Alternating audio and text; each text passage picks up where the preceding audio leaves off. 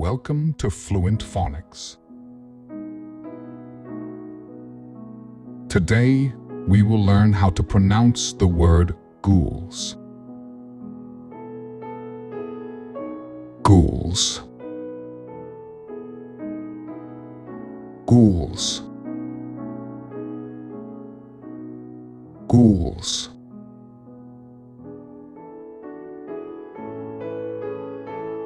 Here's an example of how one might use it in a sentence. The old cemetery was said to be haunted by malevolent ghouls that roamed the grounds at night.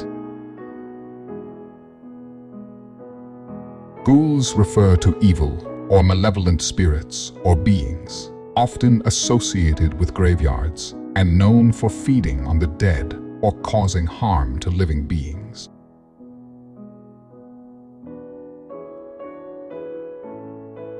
Thank you for your time. If you enjoyed this, please like and subscribe for further content.